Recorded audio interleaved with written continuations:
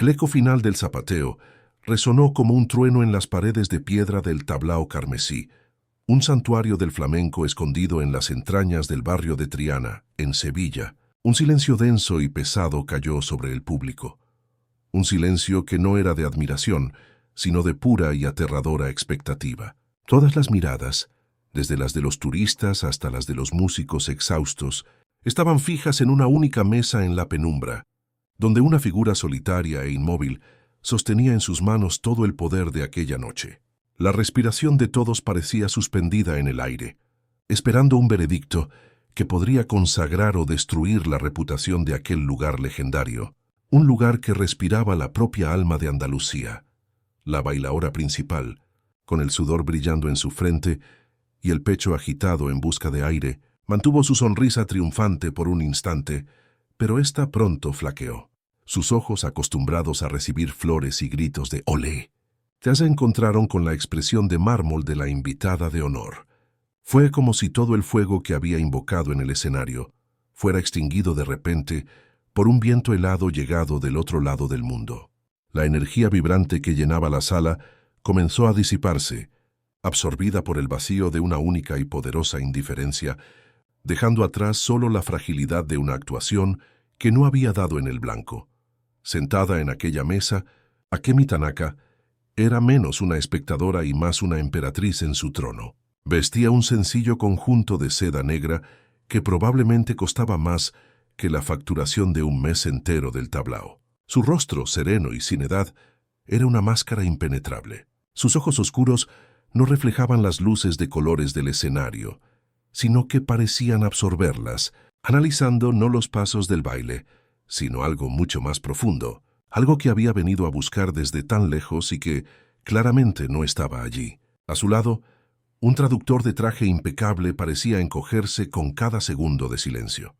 El señor Morales, el dueño del local, un hombre cuyo bigote canoso ya había sido testigo de aplausos para leyendas como Camarón de la Isla, sintió una gota de sudor frío recorrerle la espalda. Se lo había jugado todo aquella noche, trayendo a sus mejores artistas para impresionar a la magnate japonesa de la moda, una mujer conocida por su gusto impecable y su búsqueda incansable de la autenticidad. Un gesto de aprobación por su parte podría significar un patrocinio que salvaría su negocio de la modernidad que amenazaba con tragarse las tradiciones. Su silencio, sin embargo, era la sentencia más cruel que podía imaginar. Las paredes del tablao carmesí estaban adornadas con fotografías amarillentas de rostros que definieron el flamenco. El aire estaba impregnado de un aroma complejo de vino de Jerez, madera antigua, y el perfume casi imperceptible de las flores de azahar que llegaba de las callejuelas de Triana. Cada rincón de aquel lugar contaba una historia de pasión, de dolor, de duende. Pero aquella noche, bajo la mirada analítica de Akemi Tanaka, toda esa historia parecía reducirse a una mera puesta en escena, una cáscara vacía, una reproducción hábil pero sin el alma salvaje que la originó. Y esa era la tragedia que se estaba dibujando. El traductor, pálido, se inclinó para escuchar el susurro casi inaudible de Akemi. Tragó saliva, y el pequeño movimiento en su garganta fue visible incluso desde el otro lado de la sala. Se giró hacia el señor Morales y con la voz quebrada por la tarea de traducir el fracaso, dijo en un español formal y sin vida: «La señora Tanaka agradece la pasión de los artistas, reconoce la técnica impecable, pero no es esto lo que vino a buscar». La frase, aunque educada, cayó como una guillotina sobre las esperanzas del orgulloso propietario, que sintió como el suelo desaparecía bajo sus pies. Mientras el drama se desarrollaba al frente, en la parte de atrás, en un pequeño taller sumido en la penumbra y el olor a cedro y barniz, un joven lijaba la madera de una guitarra con una concentración casi monacal. Sus manos, aunque jóvenes, estaban marcadas por callos y cicatrices de su oficio. No necesitaba ver la escena para sentirla. El sonido del silencio era más revelador que cualquier aplauso. Se llamaba Mateo, y su familia llevaba más de un siglo haciendo guitarras en ese mismo lugar, absorbiendo la verdadera esencia del flamenco, no en el escenario, sino en la vibración de la madera y en el lamento de las cuerdas. Mateo no había visto ni un solo paso del baile. Tenía los ojos fijos en la magnate japonesa desde que entró. Pero él no veía la figura poderosa e intimidante que todos veían. Él veía más allá de la máscara de seda y de la fortuna. Percibía en sus ojos un anhelo, una búsqueda desesperada de algo que se había perdido, una sed de una verdad que el dinero no podía comprar y que las luces del escenario solo lograban opacar. Veía en ella la misma ansia que su abuelo describía al hablar del flamenco antiguo, el flamenco que nacía del alma y no de la técnica. La humillación del señor Morales era palpable. Balbuceó un agradecimiento, haciendo una reverencia torpe, mientras el séquito de Akemi Tanaka comenzaba a prepararse para marcharse. La pregunta que flotaba en el aire era un fantasma que atormentaba a todos. Si la actuación más visceral de uno de los mejores tablaos de Sevilla no era suficiente, ¿qué demonios estaba buscando aquella mujer enigmática? ¿Qué secreto? ¿Qué código oculto del flamenco había venido a descifrar?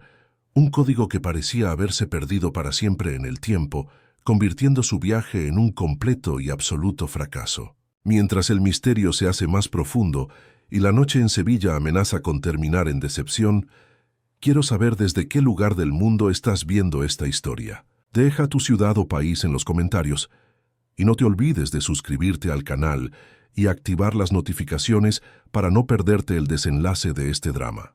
Tu me gusta es fundamental para que podamos seguir creando narrativas como esta, que nos transportan a otros mundos y nos conectan a través de la emoción. Ahora, volvamos al incómodo silencio del tablao carmesí y descubramos si alguien tiene la llave del enigma de Akemi.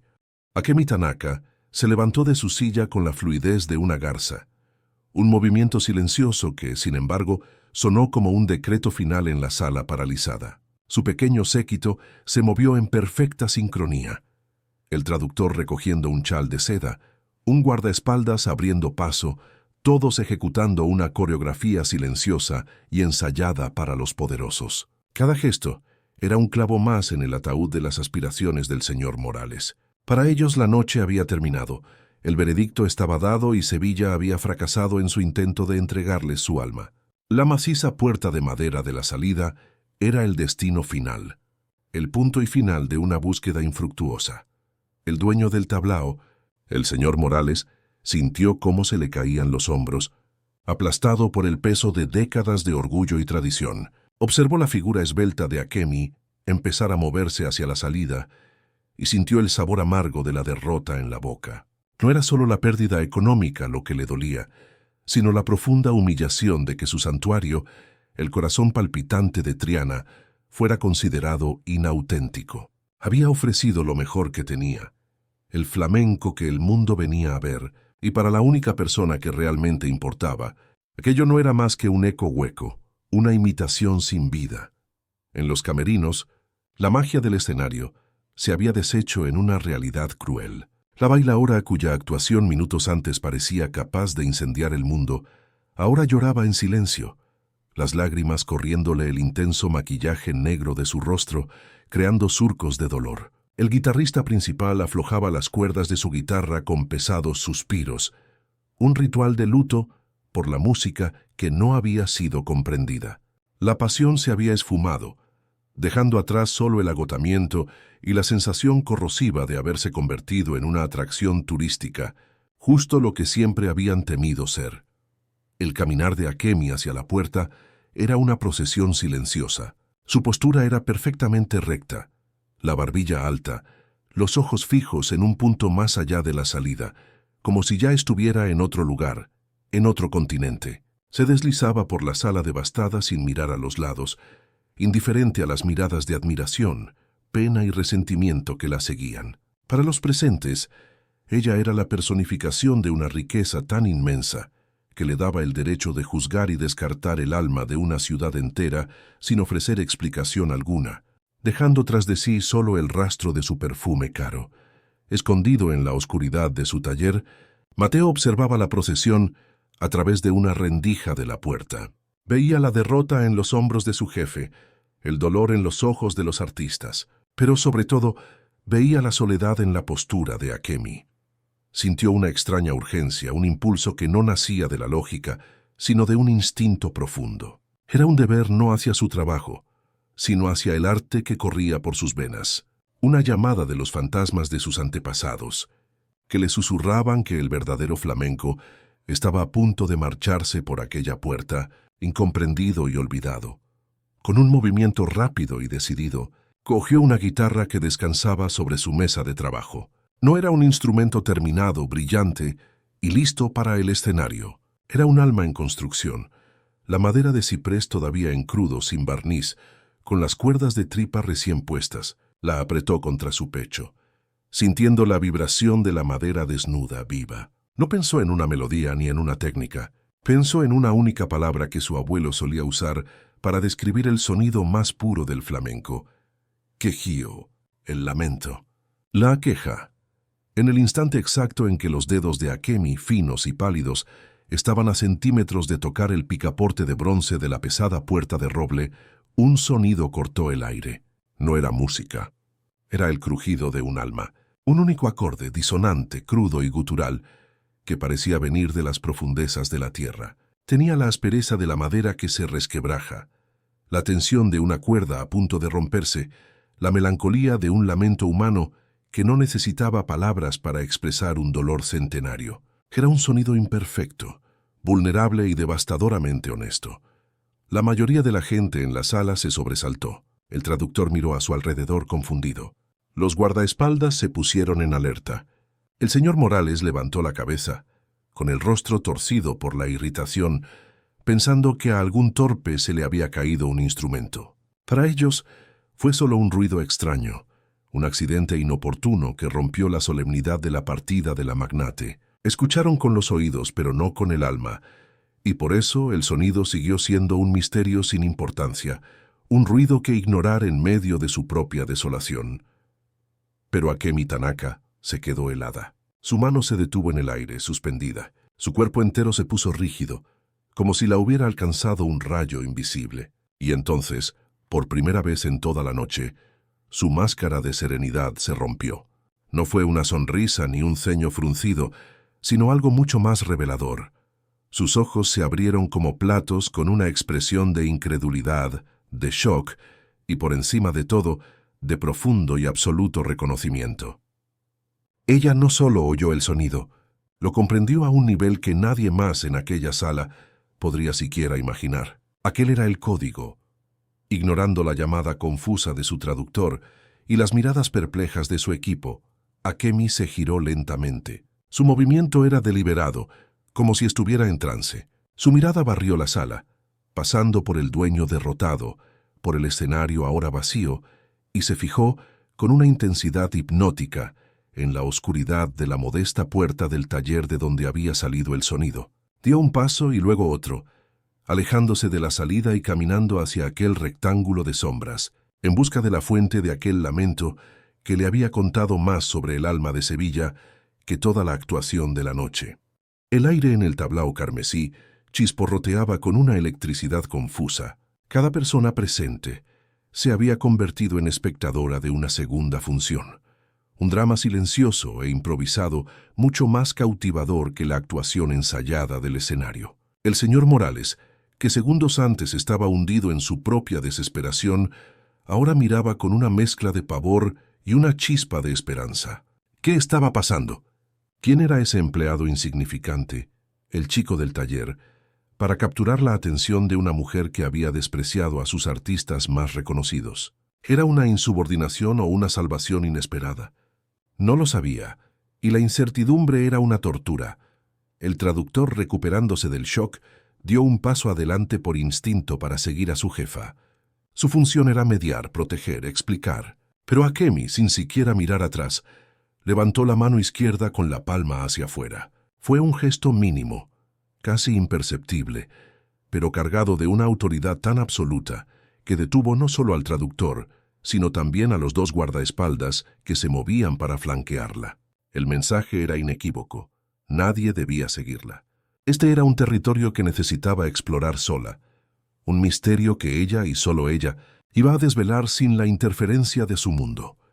Cada paso de Akemi hacia el taller retumbaba en el silencio mortal de la sala principal. El suave sonido de sus zapatos de seda sobre el suelo de piedra era el único ruido, un metrónomo marcando el tiempo de una nueva y extraña melodía. El mundo parecía haberse encogido, conteniendo únicamente su figura, vestida de noche, moviéndose con la gracia de una aparición, y el rectángulo oscuro y anónimo de aquella puerta. Para los que miraban, era como ver a un personaje de un antiguo cuento japonés adentrarse en un portal hacia un reino de sombras, dejando atrás el mundo conocido. Se detuvo en el umbral del taller, una silueta perfectamente recortada por la luz ámbar de la sala a su espalda. Sus ojos, acostumbrados al diseño minimalista de Tokio y al lujo de París, tardaron un momento en ajustarse a la penumbra. Lo que se reveló ante ella no fue el caos que esperaba, sino una especie de orden sagrado. Herramientas con mango de madera descansaban en su sitio, cada una con una historia. Esqueletos de guitarras colgaban del techo como costillas de criaturas místicas. El aire era denso, casi palpable, con el perfume de resina, cola y el alma de 1000 árboles. Era un santuario para la madera, un lugar donde la materia prima se transformaba en un vehículo para la emoción. Virutas de cedro y ciprés cubrían el suelo como hojas de otoño. La única luz provenía de una pequeña lámpara de trabajo, que arrojaba un brillo dorado sobre el polvo que danzaba en el aire, haciéndolo casi mágico. Aquel lugar era lo opuesto a todo lo que Akemi Tanaka representaba. No estaba pulido, no era caro, no estaba hecho para ser visto. Era real. Era el corazón palpitante y escondido detrás de la fachada del espectáculo, el lugar donde se concebía la verdadera magia. Y en el centro de aquel universo en miniatura estaba Mateo. No se levantó ni la saludó. Seguía sentado en su taburete de madera, sosteniendo la guitarra inacabada como si fuera un recién nacido. Tenía la cabeza gacha, el pelo oscuro cayéndole sobre la frente, la mirada perdida en las cuerdas del instrumento. No era un artista esperando aplausos, era un artesano, un creador sorprendido en mitad de su acto de creación, un guardián de secretos que no se decían con palabras, sino que se sentían a través de la vibración de la madera. El silencio que se instaló entre ellos fue profundo y cargado de significado. Duró 1 minuto, tal vez más. Era una conversación sin palabras. Ella lo observaba, la mujer que podía comprar cualquier cosa en el mundo, pero que había venido a buscar algo que no tenía precio. Él sentía la presencia de ella, el muchacho que no poseía nada más que sus herramientas y el legado de su familia, pero que tenía la llave del enigma que la atormentaba. Por primera vez, Akemi se encontraba con alguien que no quería nada de ella, y eso la desarmó por completo. Finalmente, fue ella quien rompió el silencio. Su voz cuando habló era diferente. Estaba despojada de su fría formalidad, de su tono de mando. Era un susurro, frágil y curioso, la voz de una peregrina que finalmente encuentra al oráculo. En un español cuidadoso y lento, hizo la única pregunta que importaba, la pregunta que venía del fondo de su alma de artista. Comenzó la palabra flotando en el aire polvoriento. ¿Qué ha sido ese sonido que ha hecho usted? La palabra usted, dicha por ella, sonaba casi como una súplica.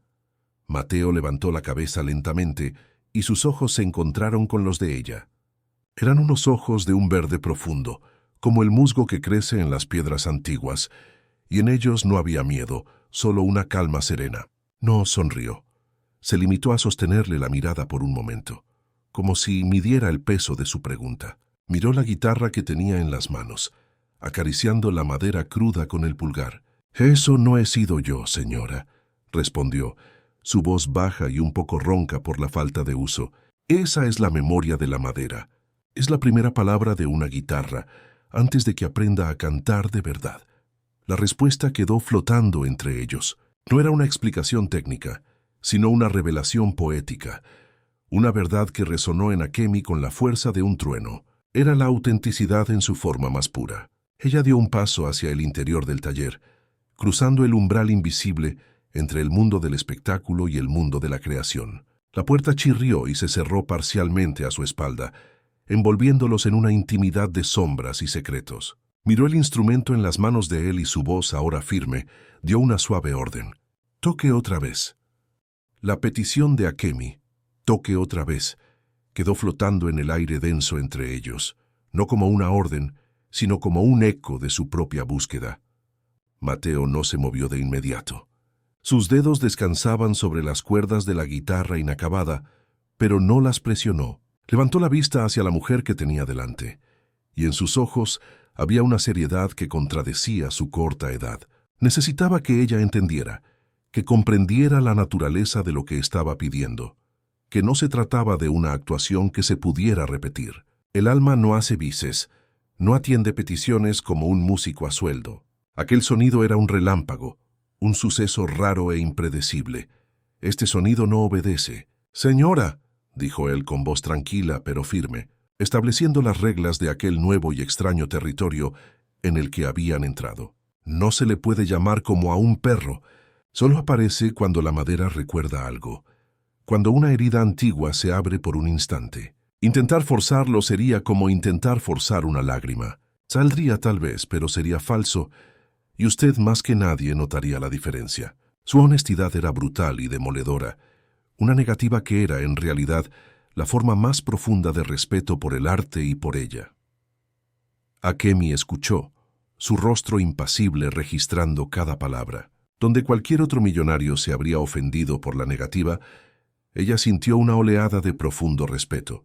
Él era un guardián, no un vendedor. No estaba allí para complacerla, sino para proteger la santidad de su arte. Comprendió que había cometido un error al tratar aquel momento como una transacción. Inclinó la cabeza en un gesto de reconocimiento, una sutil reverencia de un artista a otro.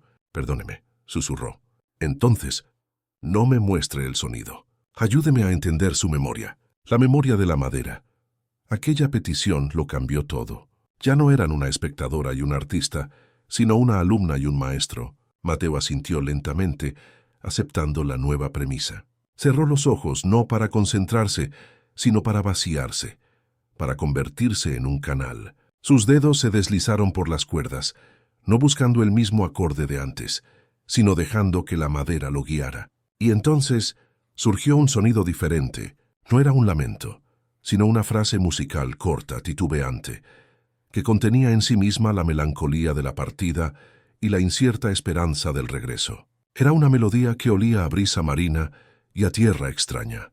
Akemi cerró los ojos también, entregándose por completo a la experiencia. La corta melodía, con sus notas suspendidas y su extraña cadencia, actuó como una llave, abriendo una puerta cerrada en su propia alma. No conocía la historia de aquella música, pero conocía el sentimiento. Era la nostalgia por un hogar que tal vez ya no existía, la belleza triste de las cosas perdidas. Natsukashi.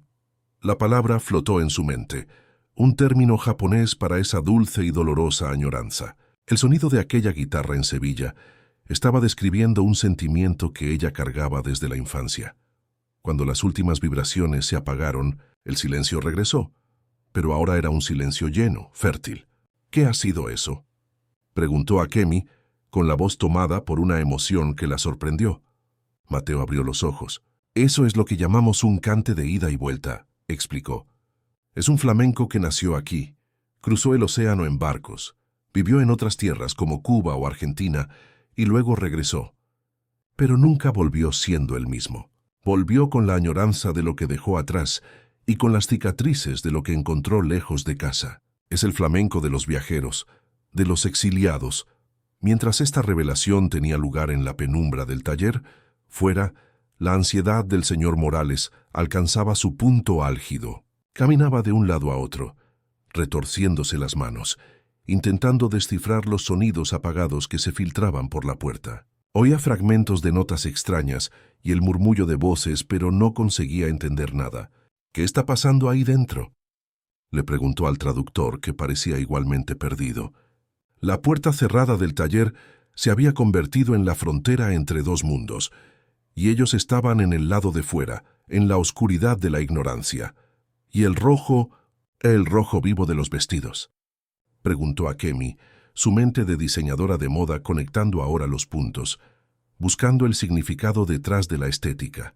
Estaba hambrienta de aquel conocimiento, de la gramática de aquel código secreto. Mateo pensó por un instante, buscando las palabras adecuadas no en un diccionario, sino en la tradición oral transmitida por su abuelo. «El rojo no es un color, señora. Es un grito. Es la sangre de un clavel aplastado en el pelo. Es el vino derramado en la mesa. Es el último rayo de sol antes de la noche. Es el color de la vida y de la muerte, al mismo tiempo. Sus respuestas eran como poemas, cada una revelando una capa más profunda del duende. Akemi sentía cómo su propia percepción del arte se expandía, se hacía más profunda. Todo lo que había visto en el escenario y había despreciado como un cliché, ahora se revestía de un significado poderoso y ancestral. Había juzgado la cáscara sin comprender el fruto. El flamenco no era solo música y baile. Era un lenguaje completo, un alfabeto de emociones forjado en el fuego de la historia, y aquel joven artesano era su último y verdadero traductor. Completamente absorta, la mirada de Akemi recorrió el taller, posándose sobre un tablón de madera oscura, casi negra, apoyado en un rincón. Era diferente a todos los demás. No tenía el brillo dorado del ciprés, ni el tono rojizo del cedro. Parecía antigua, petrificada, y emanaba un aura de silencio y gravedad. Sintió un escalofrío. ¿Y esa madera?, preguntó señalándola. No parece que quiera cantar. El rostro de Mateo cambió. La serenidad dio paso a una expresión de reverencia y un toque de tristeza. «Esa», comenzó y su voz bajó a un susurro conspirador. «Esa madera no canta. Esa es la madera del silencio». La frase de Mateo, «Esa es la madera del silencio», resonó en el taller con el peso de un secreto ancestral.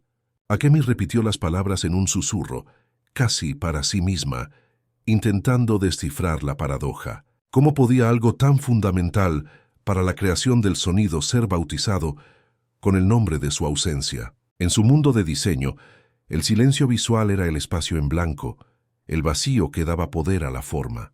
Por primera vez, vislumbró una conexión entre su arte y el de él, una gramática universal de la creación. Su curiosidad, antes una búsqueda profesional, ahora se había convertido en una necesidad personal, casi una obsesión. Mateo caminó lentamente hasta el rincón, donde reposaba el tablón de madera oscura, apoyado en la pared como una lápida olvidada. ¿No lo cogió? Apenas posó la mano sobre su superficie, que era fría y extrañamente lisa, pulida no por el barniz, sino por décadas de contacto con el aire y con las manos de su familia. «Esta historia no es algo que yo pueda contar a la ligera», dijo en voz baja, como si estuviera en una iglesia. «Es la historia de mi bisabuelo, y es la razón por la que el flamenco en mi familia es tanto una bendición como una maldición. Para entenderla, usted necesita entender el precio del sonido». Comenzó el relato, y las paredes del taller parecieron retroceder, dando paso a una Sevilla de otro tiempo. Una Sevilla de hambre, miedo y pasión exacerbada por la guerra. Su bisabuelo, Rafael Montoya, era un guitarrista legendario, pero no por la velocidad de sus dedos. La gente lo llamaba el silencio. Decían que era el único músico del mundo cuyas pausas entre las notas eran más emocionantes que las propias notas. Él no tocaba música, él esculpía el silencio, y cada nota que elegía tocar era un relieve doloroso y bello en esa escultura de vacío. Entonces llegó la Guerra Civil, una época sombría que rasgó a España en dos. El arte se volvió peligroso, y el flamenco, con sus raíces gitanas y su lamento de oprimido, se convirtió en algo sospechoso a los ojos del régimen. Rafael, sin embargo, no se calló. Tocaba en los sótanos, en las tabernas escondidas, y su música se convirtió en un refugio, en un código. El silencio en sus canciones se hizo más largo, más pesado, un espacio donde la gente podía depositar su propio miedo y su propia esperanza. Él no luchaba con armas, sino con 6 cuerdas y el poder de sus pausas. Inevitablemente fue descubierto. Los soldados del régimen lo sacaron a rastras de su casa en mitad de la noche, acusándolo de incitar a la rebelión con su arte melancólico. Se lo llevaron junto con su guitarra, el instrumento que era una extensión de su alma, hecho con la misma madera de ébano que Akemi ahora contemplaba. No querían matarlo de inmediato. Tenían un plan más cruel. Querían que tocara para ellos, que grabara marchas e himnos, que usara su don para legitimar la opresión. Querían robarle no su vida, sino su alma. En la fría plaza de un cuartel frente a un oficial, se le dio la orden. «Toca para nosotros, gitano.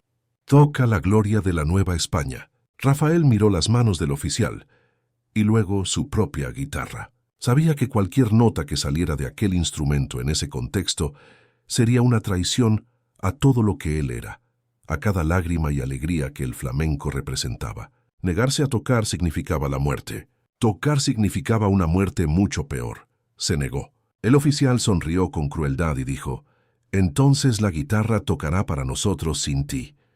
Fue en ese momento cuando Rafael tomó su decisión. En un movimiento rápido y brutal, levantó su amada guitarra y la golpeó contra la esquina de una fuente de piedra. El sonido de la madera al partirse resonó en la plaza, un grito de dolor más fuerte que cualquier nota que él hubiera tocado jamás. No la destruyó por completo, la rompió de una forma precisa, quirúrgica, destrozando el mástil y la caja de resonancia, pero preservando intacto el largo y oscuro diapasón de ébano. Sacrificó la voz del instrumento para proteger su espíritu. Eligió el silencio. Un amigo de la infancia, obligado a trabajar en el cuartel, rescató aquel trozo roto, el diapasón de ébano donde los dedos de Rafael habían danzado durante tantos años, y lo guardó como una reliquia. Años después, se lo devolvió a la familia de Mateo. Desde entonces, la madera del silencio permanece en el taller, no como material para una nueva guitarra, sino como un recordatorio. Un recordatorio de que el arte auténtico a veces exige el sacrificio supremo, la negativa a producir sonido, cuando el silencio es la única respuesta honesta. La historia era un puñetazo en el estómago, el origen más brutal y puro del duende. El verdadero duende, señora, concluyó Mateo con la voz quebrada, no está en la nota más alta ni en el ritmo más rápido. Está en el silencio, por el que un artista está dispuesto a morir. Es la nota que se niega a tocar para proteger la verdad de todas las demás. Akemi no se movió. Tenía los ojos fijos en la madera oscura, pero veía la plaza al oficial, la guitarra partiéndose. Y entonces, en contra de toda su disciplina, en contra de su reputación de impenetrable, una única lágrima, lenta y silenciosa, se escapó de su ojo y se deslizó por su rostro. No se la secó. Dejó que la lágrima cayera, un tributo silencioso al sacrificio de Rafael. El silencio en el taller ahora era diferente. Era pesado, sagrado, lleno de la presencia del guitarrista ausente. Akemi finalmente levantó la mirada de la madera hacia el rostro del joven que tenía delante. Ya no veía a un simple artesano, veía al heredero de un dolor y de un honor inconmensurables. Y su siguiente pregunta no fue sobre arte, ni sobre madera, ni sobre música. Fue sobre el hombre que cargaba con aquel legado. ¿Y usted, Mateo?, preguntó suavemente. ¿Qué silencios carga usted? La pregunta de Akemi, tan directa y personal, desarmó a Mateo por completo. El aire en el taller, ya cargado con la historia de su bisabuelo, se volvió denso con una vulnerabilidad presente, la suya. Nadie le había preguntado jamás por sus silencios. La gente le preguntaba por el precio de las guitarras, el tipo de madera, el tiempo de fabricación. Le preguntaban por el sonido. Pero aquella mujer, aquella poderosa extranjera que acababa de conocer, había mirado a través de sus manos callosas y su habilidad técnica y le había preguntado directamente por su alma. Su instinto fue retroceder, esconderse detrás de la historia de sus antepasados, pero los ojos de ella no se lo permitieron. Él desvió la mirada por un momento, posándola sobre las herramientas dispuestas en su mesa de trabajo, cada una un legado, cada una un peso. Veía el martillo de su padre, el formón de su abuelo. Eran objetos de creación, pero para él parecían instrumentos de juicio. Sentía el peso de 3 generaciones de maestros sobre sus hombros, un legado de sonidos tan puros y poderosos que temía ser incapaz de honrar. El silencio que él cargaba no era pacífico como el de su bisabuelo. Era un silencio ruidoso, lleno de dudas y del miedo a ser el eslabón débil de la cadena. Mi silencio, comenzó con la voz un poco más baja que antes, tiene el sonido de la ausencia. Finalmente la miró, decidiendo confiar en aquella extraña conexión que se había formado entre ellos. Mi padre, él era el verdadero maestro. No construía guitarras, las convencía para que cantaran. Decía que cada trozo de madera tenía una única canción perfecta en su interior, y el trabajo del luthier era solo liberarla, quitar la madera que sobraba alrededor de la música. Me lo enseñó todo. o casi todo. Él era la voz que guiaba mis manos. Hizo una pausa y su mirada se dirigió hacia una guitarra cubierta con una tela de lino en un rincón oscuro del taller. Estaba construyendo su obra maestra, continuó Mateo, y el dolor en su voz era palpable. Una guitarra hecha con maderas que había coleccionado durante 50 años. Y siempre me decía, al final, Mateo, te enseñaré el último secreto. El secreto de cómo darle a una guitarra su propia memoria. Pero se fue antes del final. Una mañana, simplemente no despertó. Y el secreto del sonido de la memoria se fue con él, dejando solo el silencio. Así que mi silencio, señora, confesó, y la palabra sonó como una liberación. Es el sonido de una lección inacabada. Es despertarme cada día y venir a este taller, rodeado por los fantasmas de hombres que sabían hablar con la madera, y sentir que solo soy un artesano hábil, pero no uno de ellos. Sé construir el cuerpo, pero no sé cómo insuflarle vida. Intento, en cada guitarra que hago, encontrar el secreto que no me contó. Y cada vez fracaso. Ese es el silencio que cargo, el sonido de mi propia insuficiencia. Akemi escuchó cada palabra sin pestañear, su rostro un espejo de compasión y profunda comprensión. La historia de él, aunque muy diferente a la suya, tocó una fibra universal. La lucha del artista contra el fantasma de la perfección. La búsqueda de una voz auténtica bajo la sombra de un gran maestro. Ella también conocía esa batalla. En su mundo de alta costura, vivía bajo la sombra de su propio mentor, el legendario Issei Miyake, preguntándose siempre si sus creaciones eran innovadoras o meramente un eco de su genio. El silencio de Mateo era de una forma extraña, el mismo que el de ella. Mi primer maestro en el arte del diseño, dijo ella suavemente, compartiendo un fragmento de sí misma por primera vez.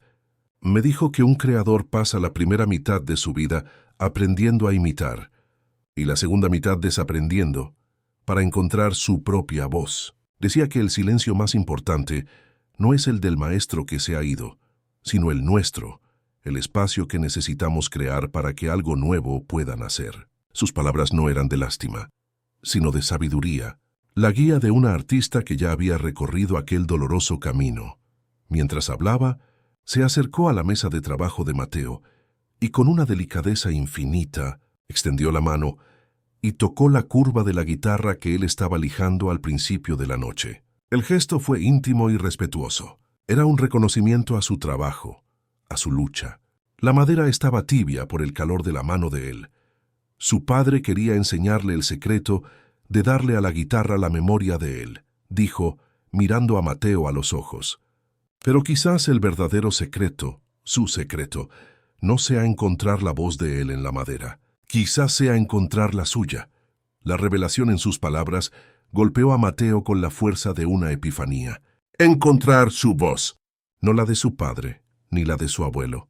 La suya. Una posibilidad tan simple y, sin embargo, tan revolucionaria que nunca la había considerado. La miraba a ella, a aquella mujer que había entrado en su vida como un huracán silencioso, y sentía una gratitud tan inmensa que no podía expresar. En aquel instante no eran una magnate y un artesano. Eran dos almas creadoras, suspendidas en un momento de pura y transformadora conexión, pero el mundo exterior no espera a las epifanías. En el punto álgido de aquel momento de intimidad y silencio compartido, un sonido agudo e insistente rompió el hechizo. 2 golpes secos en la puerta del taller. La voz ansiosa del traductor sonó ahogada a través de la madera. «¿Señora Tanaka? Perdone la interrupción, pero ¿está todo bien? Tenemos que irnos, el coche está esperando». La realidad, con sus agendas, sus chóferes y sus obligaciones, estaba llamando a la puerta, exigiendo el regreso de la emperatriz y amenazando con engullir el momento sagrado que ella y el artesano habían creado. El golpe en la puerta fue como una piedra rompiendo la superficie de un lago en perfecta calma. El hechizo que envolvía el taller se deshizo al instante. Mateo retrocedió un paso, como si el sonido lo hubiera quemado, el mundo real invadiendo su confesión y devolviéndolo a su condición de simple artesano. Akemi, por su parte, cerró los ojos una fracción de segundo, y cuando los volvió a abrir, parte de su vulnerabilidad se había replegado, reemplazada por una fina y pulida capa de control. La emperatriz estaba reasumiendo su puesto, llamada de vuelta a su imperio por deberes que no esperaban a nadie. «Señora Tanaka, ¿está todo bien?». Se oyó de nuevo la voz del traductor, esta vez más alta, teñida de pánico. Se imaginaba escenarios terribles, su jefa retenida contra su voluntad o sufriendo un desmayo en aquel lugar polvoriento e inadecuado para alguien de su categoría. La reputación de él, su carrera, dependían de la seguridad y el bienestar de ella. El silencio que siguió a su llamada solo aumentó su angustia, haciéndole plantearse forzar la entrada. Una ruptura de protocolo que podría costarle el empleo, pero que su ansiedad casi le exigía en aquel momento de pura incertidumbre. Pero entonces, la voz de Akemi cortó el aire, no desde dentro del taller, sino porque ella ya estaba abriendo la puerta. No la abrió del todo, solo una rendija, lo suficiente para mostrar su rostro sereno y para que su autoridad fluyera hacia la sala. 5 minutos, le dijo al traductor, y la frase no fue una petición, sino una orden. Prepara el coche. Estaré fuera en exactamente 5 minutos. Cerró la puerta de nuevo antes de que él pudiera responder, dejándolo fuera, perplejo, pero obediente. Con 2 palabras, ella había reconfigurado el universo, concediéndose a sí misma y a Mateo un último fragmento de tiempo. Se giró de nuevo hacia él en la penumbra. El tiempo ahora corría en su contra, y cada segundo era precioso. La conversación ya no podía tratar sobre poesía y fantasmas del pasado. Necesitaba convertirse en un puente hacia el futuro. «Me marcho de Sevilla en 2 días», dijo ella, su voz ahora una mezcla de su recién descubierta suavidad y su eficiencia habitual. «Pero no puedo irme con esta conversación inacabada. No sería justo ni para la memoria de su bisabuelo, ni para la suya». Sus palabras validaban la importancia de todo lo que había ocurrido entre ellos en aquellos minutos. Por lo tanto, continuó y sus ojos brillaron con una idea, una chispa de inspiración creativa. «Quiero encargarle algo, no una guitarra como las de su padre o su abuelo, no una réplica de un sonido que se fue. Quiero encargarle la primera guitarra de Mateo, una que no tenga la memoria de la madera, sino la suya, una que cargue con sus silencios y su voz. No me importa el precio. Lo que me importa es el viaje. ¿Acepta?». La propuesta era más que una compra. Era un desafío, un acto de fe. El patrocinio no solo de un objeto, sino del alma de un artista. Mateo se quedó sin palabras. El peso de aquel encargo era monumental. Durante años había intentado recrear el pasado, obsesionado con la idea de que la perfección estaba en algún lugar detrás de él, en el legado de su familia.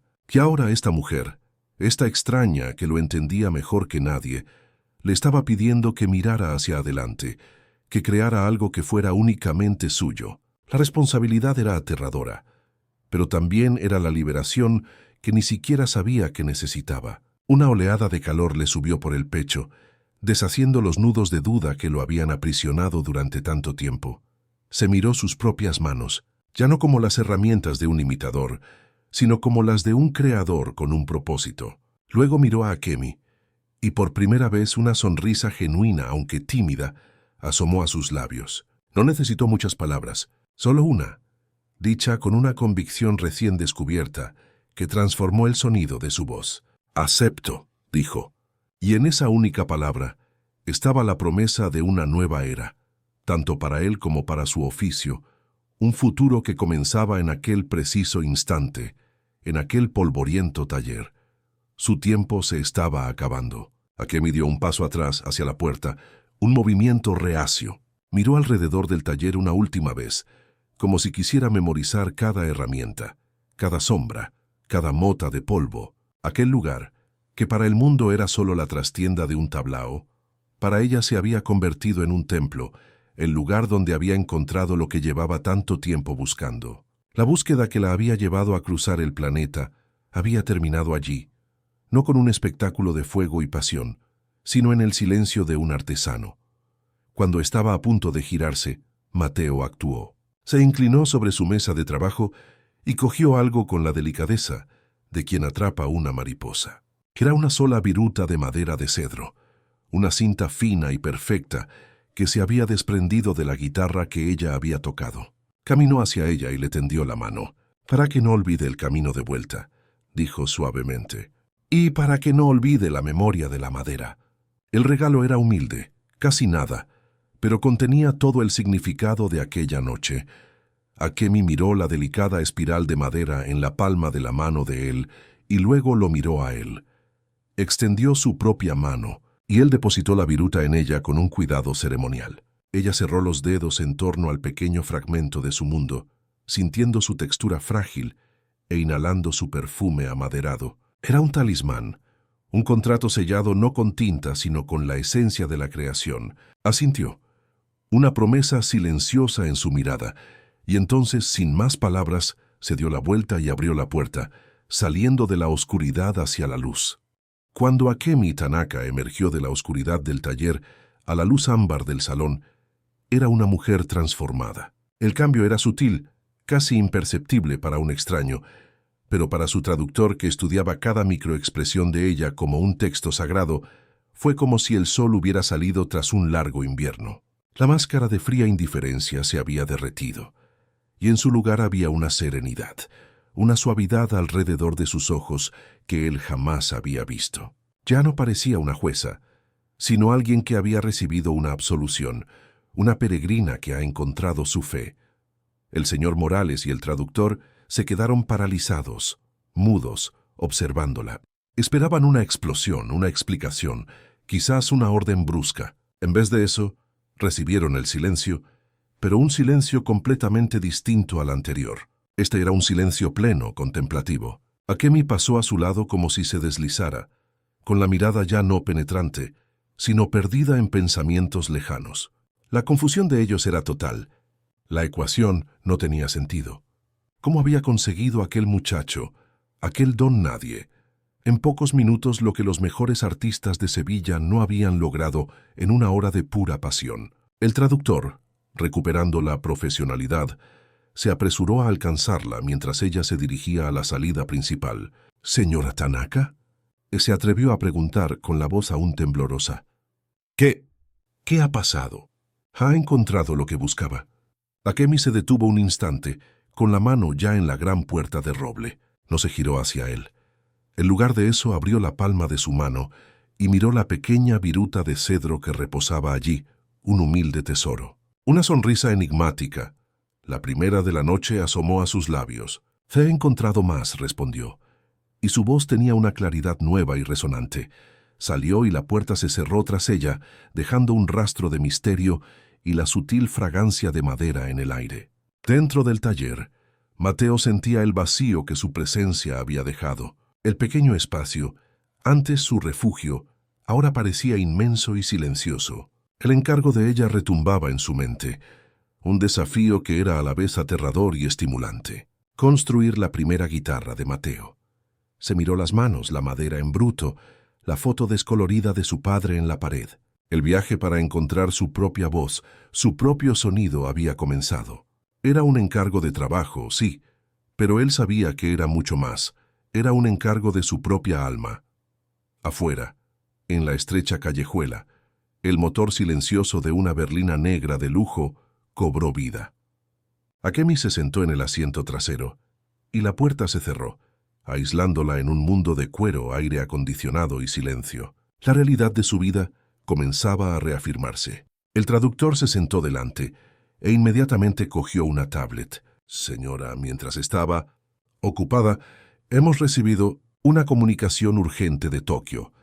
El Consejo de Administración está cuestionando las cifras de la nueva colección y piden un informe sobre el retorno de la inversión de este viaje de inspiración. Suyo». Akemi no respondió. Ignoró la mención al Consejo, al dinero, a su imperio. El mundo corporativo, con sus métricas y plazos, parecía absurdo, distante. Levantó la mano que sostenía la viruta de madera y se la llevó al rostro, cerrando los ojos e inhalando profundamente su perfume. El aroma a cedro la transportó de vuelta al taller, al silencio compartido, a la promesa de un sonido aún no nacido. Aquel pequeño trozo de madera era su nuevo norte, su brújula, un objeto sin valor monetario que en aquel momento era lo más preciado que poseía. Mientras tanto, de vuelta en el tablao, la puerta del taller se abrió de par en par. Era el señor Morales, con el rostro desencajado por la ansiedad. «Chico, por el amor de Dios, ¿qué has hecho?», Chae preguntó con la voz alta y desesperada. «Has salido sonriendo». «Sonriendo. Nadie la ha visto sonreír jamás. ¿Qué le has dicho? ¿Has cerrado un trato? ¿Va a patrocinarnos? ¿Has salvado mi negocio?». Las preguntas eran un bombardeo, todas girando en torno a lo único que él podía entender: el dinero. Veía la situación no como un encuentro de almas, sino como una negociación exitosa. Mateo sintió un escalofrío. ¿Cómo podría explicar lo que había pasado? ¿Cómo traducir la memoria de la madera y el silencio de su bisabuelo al lenguaje de la contabilidad? Se dio cuenta, con una claridad dolorosa, de que el secreto que él y Akemi compartían ahora sería para siempre incomprensible para el mundo. «Yo no he hecho nada, señor Morales», respondió con voz calmada. «Él solo ha escuchado». La respuesta, tan simple y tan compleja, dejó a su jefe aún más frustrado y confundido, ahondando el abismo de aislamiento en el que Mateo se encontraba ahora con su nuevo y pesado propósito. El coche de Akemi se deslizaba por las calles iluminadas de Sevilla, un capullo de lujo y silencio a alta velocidad. En el taller, Mateo permanecía inmóvil, un guardián solitario en un santuario de madera y tiempo. Se alejaban físicamente, cada uno volviendo a su órbita, la distancia social y económica entre ellos restableciéndose como una ley de la física. El abismo que habían cruzado por unos instantes en un taller oscuro ahora se reabría, vasto y quizás insalvable, entre el mundo de ella y el de él. La conexión había sido real, pero ¿sería lo suficientemente fuerte para sobrevivir a la realidad? En el coche, el traductor insistió con voz tensa. «El consejo exige resultados tangibles, señora Tanaka. No lo van a entender». Akemi no lo oía. Miraba las luces de la ciudad pasar, pero su mente estaba en otro lugar. Pensaba en los rostros de los ejecutivos en su sala de juntas en Tokio, con sus gráficos y proyecciones. Y una pregunta imposible se formó en su mente, el verdadero desafío al que se enfrentaría a continuación. ¿Cómo podría explicar a aquellos hombres que el futuro de su imperio multimillonario dependía ahora de una promesa, de un sonido aún no creado por un joven artesano en un polvoriento taller en España? Las 2 semanas siguientes se desarrollaron como si pertenecieran a siglos distintos. En Tokio, Akemi Tanaka se movía a través de un universo de cristal, acero y silencio corporativo.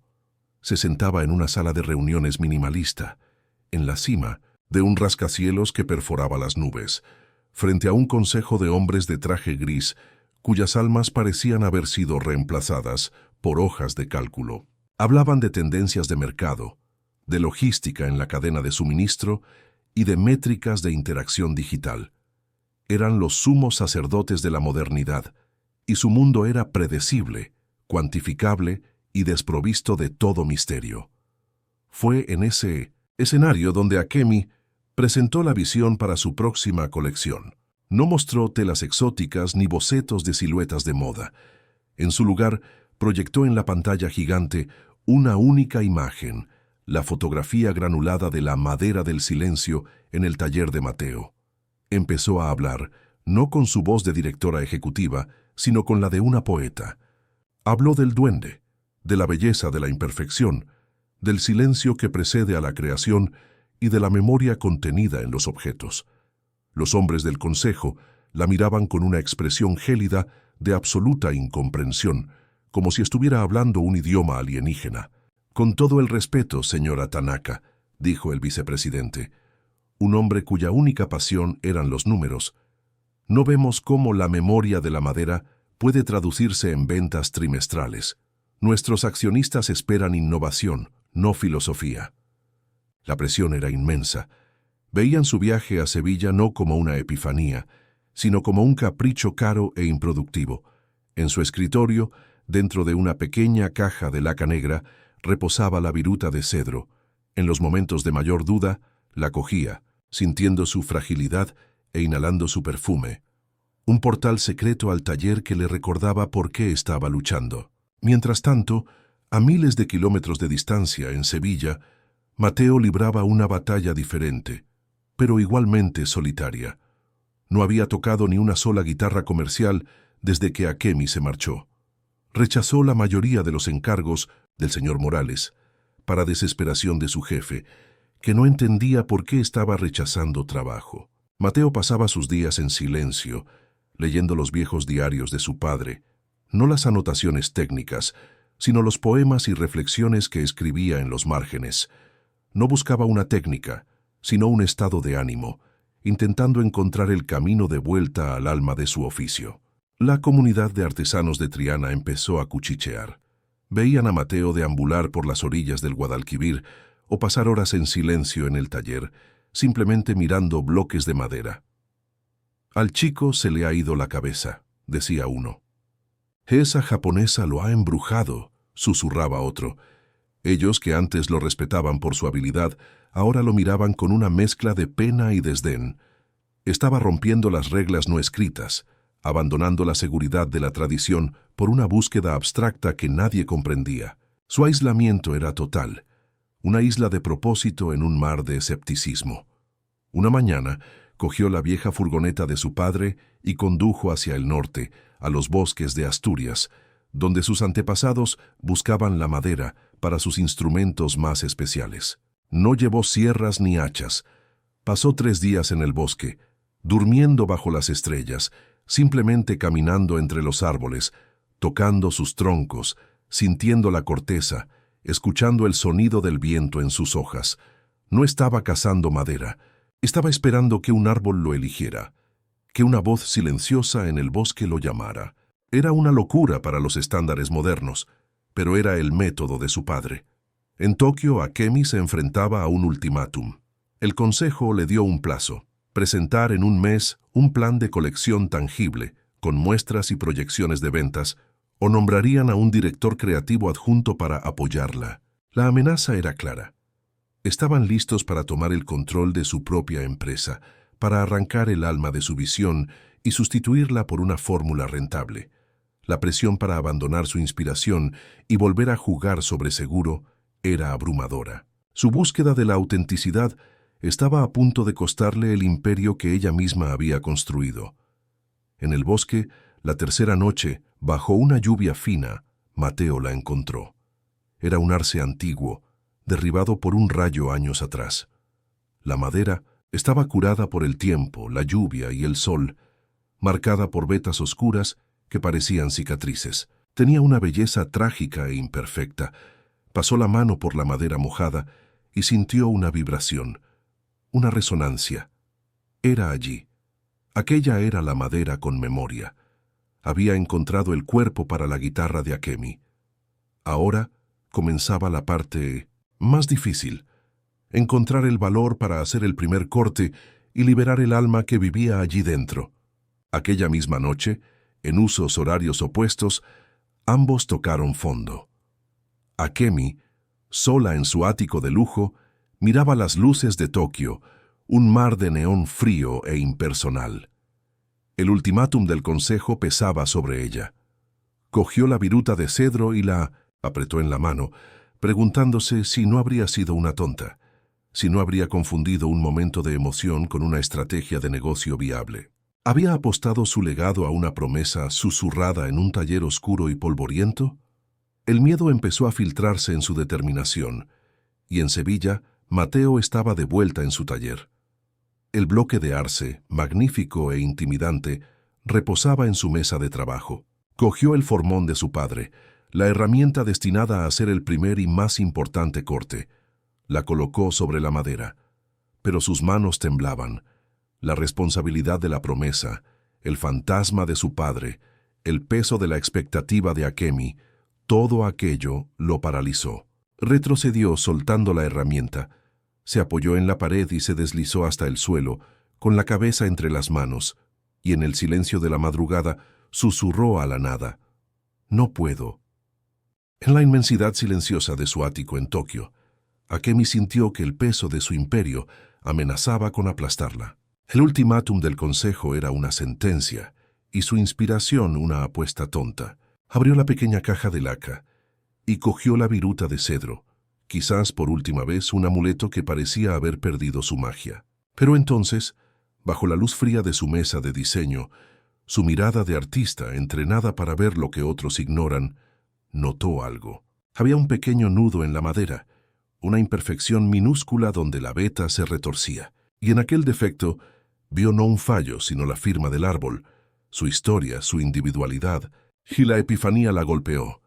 El duende no estaba en la perfección, estaba en la cicatriz. Aquella misma madrugada en Sevilla, Mateo se levantó del suelo polvoriento de su taller. Sus ojos se posaron en la madera del silencio, el legado de ébano de su bisabuelo. Pensó en el sacrificio de Rafael, un hombre que eligió el silencio para proteger la verdad de su arte, y se dio cuenta de que su propio silencio, el silencio nacido del miedo, era la verdadera traición. El miedo a fracasar era un insulto al coraje de su antepasado. Se puso en pie, la duda disipándose para dar paso a una calma y fría determinación. Cogió el formón y caminó hasta la mesa de trabajo. Y el sonido de la hoja al hacer el primer corte en la madera de arce fue seco, decisivo e irrevocable. Las semanas que siguieron fueron un torbellino de creación febril en 2 continentes. En Tokio, Akemi se encerró en su estudio, rechazando las tendencias y los informes de mercado. Ella y su equipo más leal trabajaron sobre un nuevo concepto, kintsugi, el arte japonés de reparar cerámica con oro, celebrando las grietas. Sus prendas tendrían costuras asimétricas, telas con texturas crudas, cortes que honraban la imperfección. En Sevilla, Mateo trabajaba como un monje, conversando con la madera, sintiendo sus vetas, lijando no para borrar las marcas del rayo, sino para realzarlas, para convertirlas en el corazón del instrumento. Llegó el día de la presentación ante el consejo. Akemi entró en la sala de reuniones no con gráficos, sino con una historia. Habló de un artesano y de una guitarra que aún no existía. Entonces entraron las modelos. La ropa era impactante. Un vestido de seda con una costura dorada que parecía una grieta, un abrigo de lana con una solapa inacabada. Era arriesgado, era brutalmente honesto. Los ejecutivos se quedaron en silencio, ya no por incomprensión, sino por un asombro reverencial. No sabían si sería un éxito comercial, pero sabían que estaban presenciando el nacimiento de algo nuevo, algo con alma. El desfile de la colección Silencio en Tokio fue el evento más esperado del año. La pasarela era un escenario minimalista, oscuro. Las prendas que surgían de la oscuridad fueron aclamadas por la crítica como una obra maestra de audacia y profundidad. La carrera de Akemi, que pendía de un hilo, quedaba ahora consagrada. Al final, cuando desfiló la última modelo, la música se detuvo. El público esperaba que Akemi apareciera para recibir los aplausos, pero en su lugar, la modelo se detuvo en el centro del escenario y colocó delicadamente un estuche de guitarra sobre un pedestal que la esperaba. Las luces se concentraron en el estuche. El público, formado por los nombres más cínicos e importantes de la moda mundial, contuvo la respiración, confundido. Akemi Tanaka surgió de la oscuridad no para hacer una reverencia, sino para dirigirse al pedestal. Con la solemnidad de quien abre un relicario, abrió el estuche. Dentro reposaba una guitarra. La madera de arce era clara, casi pálida, y en su espalda una cicatriz oscura y hermosa como un rayo petrificado brillaba bajo las luces. Era una obra de arte, imperfecta y absolutamente sublime. La guitarra de Mateo. Toda colección tiene una historia, dijo Akemi al micrófono, su voz resonando en el silencio absoluto. Pero pocas tienen un sonido. Señoras y señores, para completar la colección Silencio, les presento su voz. Y de un lateral del escenario emergió una figura. Era Mateo. Ya no era el chico polvoriento del taller. Llevaba un traje oscuro y sencillo, hecho por Akemi, que le sentaba tan natural como su ropa de trabajo.